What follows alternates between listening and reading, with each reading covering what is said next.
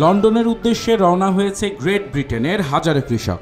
Pancake day র্যালির নামে এই বহরে দেখা গেছে বহু ট্রাক্টর ও হাজারো কৃষককে।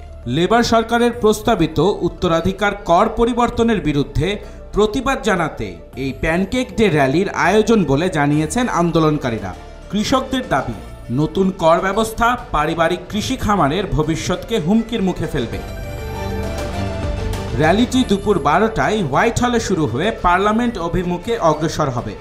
তবে আগের বিক্ষোভের মতো এবার রাস্তায় ট্রাক্টর নামানোর অনুমতি নেই বলে স্পষ্ট জানিয়েছে মেট্রোপলিটন পুলিশ। নিষেধাজ্ঞা ভঙ্গ করলে গ্রেফতার করা হবে। সরকার 2026 সালের এপ্রিল থেকে কৃষিজমি ও 10 লক্ষ পাউন্ডের বেশি মূল্যের কৃষি ব্যবসার উপর 20% উত্তরাধিকার কর আরোপ করতে যাচ্ছে। কৃষকরা বলছেন এই ট্রাক্টর ট্যাক্স তাদের জমি বিক্রি করতে বাধ্য করবে, বিনিয়োগে বাধা দেবে এবং উত্তরাধিকারহীন পরিবারগুলোর জন্য বিপর্যয় ডেকে আনবে।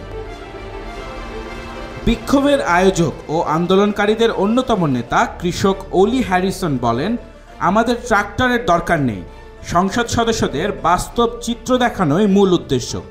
আমরা কৃষি উৎপাদনের ব্যয় বোঝাতে কিছু যন্ত্রপাতি সঙ্গে আনব। নিষেধ থাকা সত্ত্বেও পুলিশ অনুমোদিত কিছু ট্রাক্টর র্যালিতে অংশ নেবে বলেও জানা গেছে। মেট্রোপলিটন পুলিশের deputy assistant commissioner Ben Russell জানান, আগের বিক্ষোভে ট্রাক্টর চলাচলের কারণে দীর্ঘ সময় ধরে রাস্তা অবরুদ্ধ ছিল, তাই এবার কঠোর নিয়ম জারি করা হয়েছে।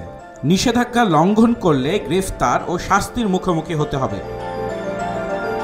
এদিকে সরকার নিজের অবস্থান থেকে সরে আসতে নারাজ। এক সরকারি মুখপাত্র বলেন, আমরা টেকসই খাদ্য উৎপাদনে 5 বিলিয়ন পাউন্ড বিনিয়োগ করছি। তাছাড়া 75% স্টেটের ওপর কোনো কর বসছে না, আর বাকিরা স্বাভাবিক হারের অর্ধেক পরিশোধ করবে, যা 10 বছরে সুদবিহীন কিস্তিতে দেওয়া যাবে। তবে বিরোধী দল কনজারভেটিভ ও লিবারেল ডেমোক্রেটরা কৃষকদের দাবির পক্ষে অবস্থান নিয়েছে। ছায়া পরিবেশ সচিব ভিক্টোরিয়া অ্যাটকিন্স নতুন কর ব্যবস্থা প্রতিশোধমূলক আখ্যা দিয়ে বলেছেন, এটি কৃষি খাত ও খাদ্য নিরাপত্তার জন্য ভয়াবহ হবে। লিবারেল ডেমোক্রেট নেতা টিম ফ্যারনও এর বিরোধিতা করে একে পরিবারের কৃষি ধ্বংসের কর বলে অভিহিত করেছেন।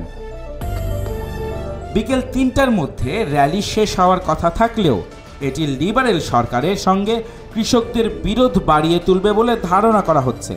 প্যানকেককে প্রতীক হিসেবে নিয়ে কৃষকরা আজ রাস্তায় নেমে তাদের অস্তিত্ব রক্ষার দাবি জানাচ্ছেন। এখন দেখার বিষয়, আন্দোলনকারীদের কণ্ঠ কতটা শুনবে সরকার। রাকিন আফসার অর্ণব, খবর সংযোগ।